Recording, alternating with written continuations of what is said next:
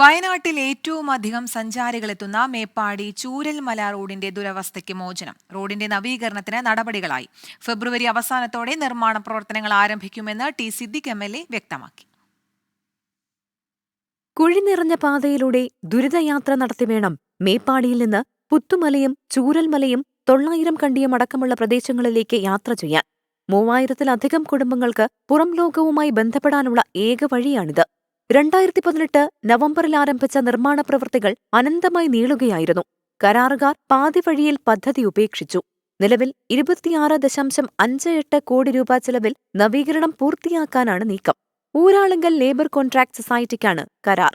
Survey നടപടികൾ പൂർത്തിയായാൽ നിർമ്മാണം തുടങ്ങും. കിഫ്ബിയിൽ, കെയർ ഓഫ് ബിയിൽ, മന്ത്രിതലത്തിൽ, കലക്ട്രേറ്റിൽ, പ്രാദേശികമായി MLA ഓഫീസിൽ ഒക്കെ നിരന്തര മീറ്റിങ്ങുകൾ നടന്നതായിരിക്കുന്ന ഒരു പ്രയാസകരമായ ദൗത്യമായിരുന്നു മേപ്പാടി ചൂരൽമല റോഡ്.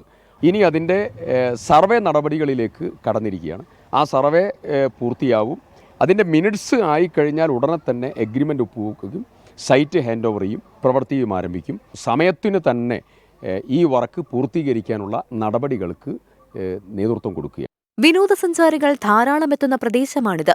12 കിലോമീറ്ററാണ് റോഡിന്റെ ദൈർഘ്യം. ഇതിൽ 9 കിലോമീറ്റർ ദൂരവും HML, പോഡാർ, AVT തുടങ്ങിയ തേയിലത്തോട്ടങ്ങൾക്കിടയിലൂടെയാണ് കടന്നുപോകുന്നത്. സർക്കാരുമായി കേസ് നിലവിലുള്ളതിനാൽ റോഡ് നവീകരണത്തിന് ഭൂമി വിട്ടു നൽകാൻ എസ്റ്റേറ്റ് ഉടമകൾ സന്നദ്ധരല്ല. അതിനാൽ ഈ മേഖലയിൽ വീതി കുറച്ചാകും നിർമ്മാണമെന്ന പ്രതിസന്ധിയുമുണ്ട്. 24 വയനാട്.